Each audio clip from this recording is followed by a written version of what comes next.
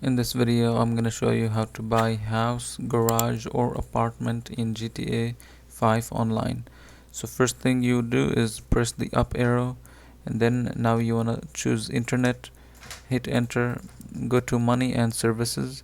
Down here you will see dynasty8realestate.com. Click on it, and here you will be able to buy properties. So if you click view properties, you will be able to see all of the properties that are on sale.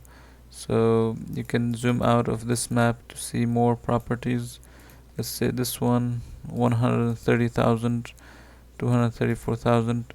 So you can basically pick and choose, and there's some options here that you can use to filter out, like if you want just the south or the north or the west.